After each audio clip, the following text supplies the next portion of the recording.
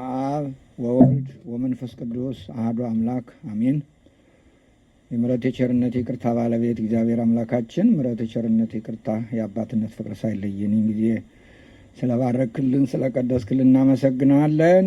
ማዳንህ ቸርነት ከኛ ጋር ስለሆነ ክብር ምስጋና ውዳሴ ላንተ ይሁንልን።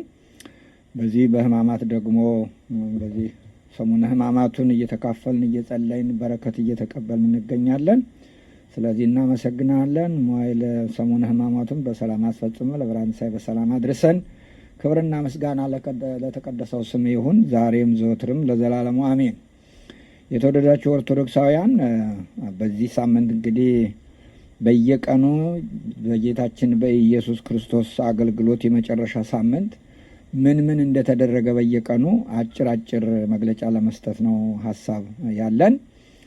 ባለፈው የሆሳዕናን አስመልክተን ሰጥተን ነበረ። ዛሬ ደግሞ ከሆሳዕና ቀጥሎ ባሉት ቀኖት ዛሬና ነገ ተነገ ወዲያ እንቀጥላለን።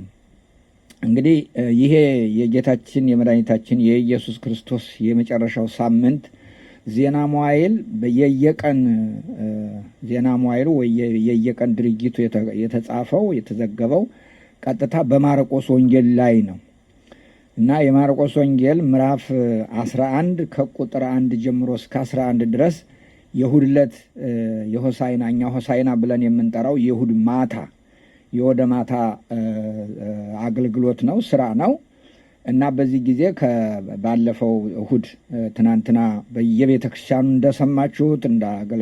እንደሰማችሁት እንዳያችሁት እንደምታውቁት ጌታችን ኢየሱስ ክርስቶስ ከደብረ ዘይት ወይም ደግሞ ከወይራው ተራራ ወደ ኢየሩሳሌም የገባበት ሰዓት ነው እና ከዚያ ከገባ በኋላ በማቴዎስን አሁን በማርቆስ ነው እየተናገርኩ ያለሁት። ወደ ቤተ መቅደስ ገባ። ዘወር ብሎ ሁሉን ከተመለከተ በኋላ ጊዜው መሽቶ ስለነበረ ከ12 ጋር ወደ ቢታንያ ወጣ ነው የሚለው። ጊዜው መሽቶ ስለነበር ምንም ነገር አላደረገም። ዘወር ብሎ አይቶ ቤተ መቅደሱን መሽቶ ጨለማ ስለነበረ ምንም ነገር አላደረገም። ወጥቶ ወደ ቢታንያ ሄደ ነው የሚለው። እንግዲህ ይሄ ጨለማ የሚለው ነገር በቤተ መቅደሱ ወደ አገልግሎት ወደ ማቆሙ መንፈሳዊ ጨለማ ውስጥ ወደ መግባቱ የሚያሳይ ነገር ነው። አሁን እንግዲህ በበነጋው ሰኞ ማለት ዛሬ ሰኞ ጧት ጌታችን መድኃኒታችን ኢየሱስ ክርስቶስ ከቢታንያ ካደረበት በማግስቱ ከቢታንያ ሲወጡ ተራበ ነው የሚለው። ከቢታንያ ሲወጡ ወደ ኢየሩሳሌም ሲሄዱ ተራበ እና ቅጠል ያላት በለስ ከሩቅ አይቶ ምናልባት አንዳች ይገኝባት እንደሆን ብሎ መጣ ነው የሚለው። ነገር ግን የበለስ ወራት አልነበረምና መጥቶ ከቅጠል በቀር ምንም አላገኘባትም። መልሶም ካሁን ጀምሮ ለዘላለም ማንም ካንቺ ፍሬ አይብላ አላት። ደቀ መዛሙርቱም ሰሙ፣ ወደ ኢየሩሳሌምም መጡ። ወደ መቅደስም ገብቶ በመቅደስ የሚሸጡትንና የሚሸጡትን አየ። ወደ ኢየሩሳሌም መጡ። ወደ መቅደስም ገብቶ በመቅደስ የሚሸጡትን የሚገዙትን ያወጣ ጀመር። የገንዘብ ለዋጮችንም ገበታዎች፣ የርግብ ሻጮችንም ወንበሮች ገለበጠ። ዕቃም ተሸክሞ ማንም በመቅደስ ሊያልፍ አልፈቀደም። አስተማራቸውም። ቤቴ ለአሕዛብ ሁሉ የጸሎት ቤት ትባላለች ተብሎ የተጻፈ አይደለም? እናንተ ግን የወንበዴዎች ዋሻ አደረጋችኋት ነው የሚለው። አደረጋችኋት። የካህናት አለቆችም ጻፎችም ሰምተው ሕዝቡ ሁሉ በትምህርቱ ይገረሙ ስለነበሩ ይፈሩት ነበርና እንዴት አድርገው እንዲያጠፉት ፈለጉ። ማታም ሆነ ከከተማ ወደ ውጭ ይወጣ ነበረ ነው የሚለው። እንግዲህ ይሄ ሰኞ ነው እና በጣም ብዙ ነገር መተንተን ይቻላል በዚህ አረፍተነ በዚህ ፓራግራፍ ወይም ደግሞ በዚህ መስመር ብቻ። ይሄ እንግዲህ አንድ ፓራግራፍ ነው ይሄ የምንለው እና በዚህ ውስጥ በጣም አንድ መጽሐፍ ይቻላል በእያንዳንዱ ነገር። ግን እንደው ዝም ብለን በሶስት ብንከፍለው የመጀመሪያው በለሷ ቅጠል መኖሯና ደግሞ እዚያው ቀጥሎ አንድ ሌላ ነገር ተጽፏል። የበለስ ጊዜው አይደለም ይላል። የሚገርም ነገር ነው። ሁለት ነገር ነው። በለስ አለ፣ ቅጠሉ አለ። ነገር ግን ጊዜው አልደረሰም፣ የማፍሪያ ጊዜ አይደለም። ነገር ግን ጌታ ደግሞ ከዚያችው ከቅጠሏ የሆነ ነገር ባገኝ ብሎ ከዚያው ከቅጠሏ ከለመለመችው ቅጠል ምናልባት ትንሽ ነገር ቢገኝ ብሎ ሄደ።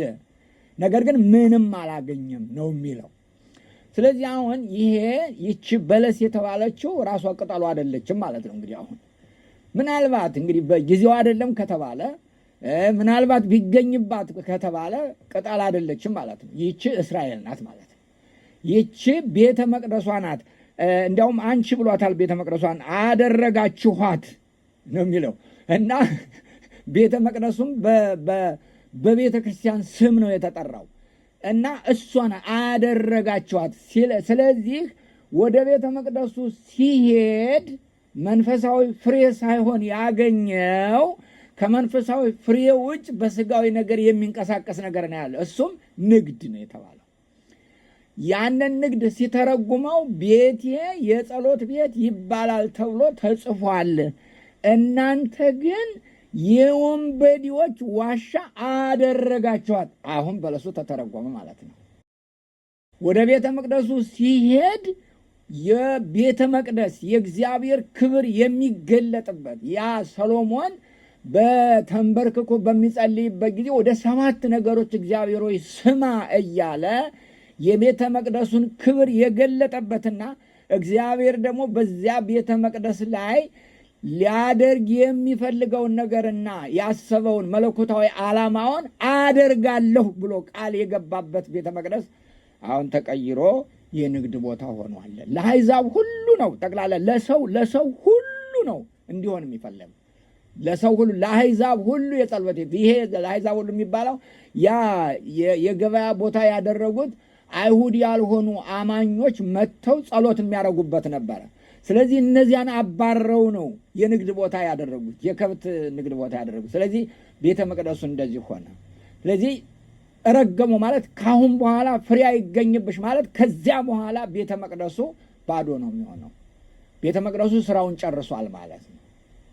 አሳዛኝ ነገር ነው። እንግዲህ አሁን እንግዲህ ቤተ መቅደሱ አለ እኮ ያን ጊዜ ሰዎቹም መስዋዕትም ይቀርባል። ያ በብዛት ከውቶች፣ ርግቦች ምናምን የሚባሉት ለመስዋዕት የሚቀርቡ ናቸው በነገራችን ላይ። እና ደግሞ ጥቁር ገበያ ይካሄድበታል። ከዚያ እነሱ ብዙ ማለት አልፈልግም። ይሄ ዋናው ነገር የዛሬው ቀን ጌታችን ኢየሱስ ክርስቶስ በበለስ አማካኝነት ረገማ ለኃጢአት ነው የሚሉት፣ በአንጻረ በለስ ረገማ ለኃጢአት። እኔ እንደውም ረገማ ለእስራኤል ነው፣ እስራኤልን ነው ፍሬ አይገኝብሽ አለው። ምክንያቱም አላገኘባትም፣ በቃ አላገኘባትም። ካሁን በኋላም ከአንቺ ፍሬ የሚገኝ አይደለም፣ መንፈሳዊ ፍሬ ነው። እና ይቺ እስራኤል ናት። እንግዲህ እስራኤል በለሷ እስራኤል ናት። በዚያ ጊዜ ሰዎች መጥተው ጲላጦስ ደግሞ ደማቸውን ከመስዋዕታቸው ጋር ስለቀላቀለው ሰዎች ተናገሩ። ኢየሱስ መልሶ እንዲህ አላቸው፣ እነዚህ የገሊላ ሰዎች ስለደረሰባቸው ከገሊላ ሰዎች ይልቅ ኃጢአተኞች የሆኑ ይመስላችኋልን?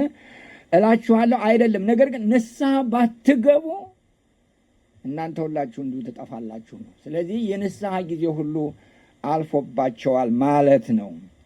እና ነገር ግን ንስሐ ባትገቡ ሁላችሁ እንደዚሁ ትጠፋላችሁ። ይህን ምሳሌ አለ። ለአንድ ሰው በወይኑ አትክልት የተተከለች በለስ ነበረችው።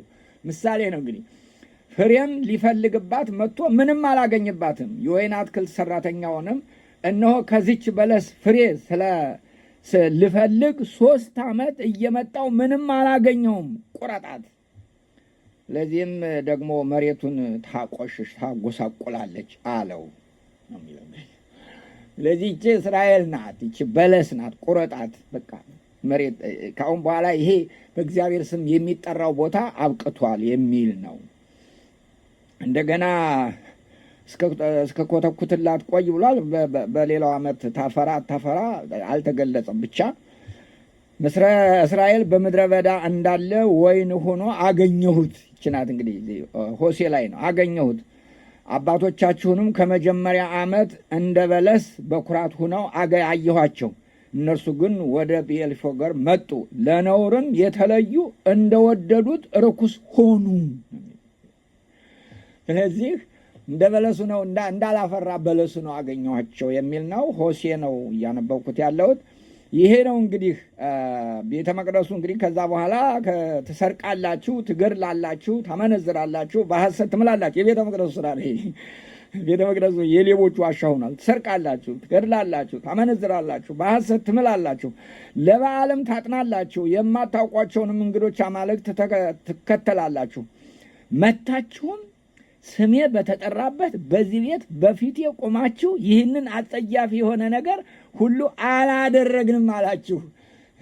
ሰርቃችሁ እዚያ ውጭ ሲያዋችሁ እንደ ማንኛውም ሌባ ናችሁ፣ አጭበርባሪ ናችሁ፣ ወንበዴዎች ናችሁ። ነገር ግን ደግሞ ቤተ መቅደስ ስትመጡ ዓይናችሁን ቁልጭ ቁልጭ አድርጋችሁ ምንም ያላደረጋችሁ ትመስላላችሁ። ልባችሁን አንብቤዋለሁ ነው የሚለው እግዚአብሔር። ልባችሁን አንብቤ ይህን አጸያፊ የሆነ ነገር አላደረግንም አላችሁ። ይህ ስም የተጠራበት ቤት በዓይናችሁ የሌቦች ዋሻ ሆኗልን? እነሆ እኔ አይቻለሁ ይላል እግዚአብሔር። በዓይናችሁ የሌቦች ዋሻ ሆኗል። እነሆ ዓይኔ አይታለች። ኤርምያስ ነው ይሄ እና ያንን ነው የጠቀሰው ጌታችን ኢየሱስ ክርስቶስ። እናንተ የወንበዴዎች ዋሻ አደረጋችሁት ያለ ያንን ነው። ስለዚህ ወንበዴ የሚለው በነገራችን ላይ እንግዲህ እስራኤላውያን እነዚህ የቤተ መቅደሱ ሰዎች ከቤተ መቅደሱ የሮማውያን ቅኝ ግዥ ከዚያ ከኢየሩሳሌም ውስጥ አይገቡም። ራሱን የቻለ ራስ ገዝ ናት ኢየሩሳሌም። መንግስት አይገባባትም። የሮማ ታክስም አያስከፍልም። ነገር ግን ከውጭ ምንዛሬ ከመነዘሩና ከውጭ ንግድ ካደረጉ ህዝቡ ታክስ ይከፍላል። ስለዚህ ከውስጥ ሲገቡ ጥቁር ገበያ ይካሄድበታል ማለት ነው እና ደግሞ ለመስዋዕት የሚቀርበው ከብት በግም ከብትም ምንም መገዛት ያለበት በቤተ መቅደሱ ገንዘብ ነው ይላሉ። በቤተ መቅደሱ ያልተገዛ አንቀበልም ነው የሚሉት። ስለዚህ የቤተ መቅደሱን ገንዘብ 3-4 ጊዜ ነው የሚሸጡት። አንድ የመንግስቱን ገንዘብ አምጥተው ያመነዝራሉ። ያመነዝሩ እንደገና ከብት ይገዙበታል። ከብቱን ይገዙና ያንኑ ይሰጡታል። እዚያው ላይ ደግሞ አንዱን ከብት 3 ጊዜ 4 ጊዜ ይሸጡታል የሚል ነገርም አለ እና በጣም በጠቅላላ መንፈሳዊነት የሌለው ነበር። ስለዚህ እንግዲህ እስቲ ወደ ራሳችን እንዙርና በዚህ ሳምንት ብቻ ሳይሆን ሁልጊዜ እግዚአብሔር ቢመጣ እና እያንዳንዳችን ልብና አእምሮ ቢጠይቅ ምን ያገኝ ይመስላችኋል? ይህን ራሳችሁ መልሱ። ይህ እንግዲህ ዛሬው የማክሰኞ ቀን ነው። የበለስ መረገም፣ የእስራኤል መረገም፣ የክርስቶስ ማዘን የሰኞ ቀን ነው ዛሬ። እንግዲህ ነገ ደግሞ ምን እንደሚሆን እናያለን አብረን። በለሷ እስካሁን ድረስ ምንም አላለችም። በማርቆስ ወንጌል አልደረቀችም ገና። ነገ ነው ውጤቷን የምናየው። አንዳንድ ጊዜ ወዲያው አንድ ነገር ላይ ከሰት ይችላል። ያመለጥንም ልንመስል እንችላለን። ዋሽተን ምን ብለን ምናልባት እግዚአብሔር ዝም ሲል ጊዜ ሰጥቶ ሊሆን ይችላል። ነገር ግን ቀጣዩ ምን እንደሚሆን ነገ እናየዋለን። ስለዚህ የዛሬው የማክሰኞ ቀን ይሄ ነው። ቤተ መቅደሱ የጸዳበት በበለሷ አማካኝነት ክርስቶስ እስራኤልን የገሰጸበት እንዲያውም ፍሬ አይገኝብሽ ብሎ ተስፋ የቆረጠበት ብዬ ብናገር ይሻለኛል። ተስፋ የቆረጠበት ቀን ነው ዛሬ እና ያንን ሲናገር ሊገሉት ይፈልጉ ነበር። በመለወጥ ፈንታ ሊገሉት በጣም ይፈልጉ ነበር። ነገር ግን ከሰው መካከል እንዳይሆን ይጠነቀቁ ነበር ነው የሚለው። እስቲ ምን እንደሚሆን ነገ እናያለን። እግዚአብሔር በሰላም ያሳድረን። ነገ በሰላም እንገናኝ። ወስብሐት ለእግዚአብሔር።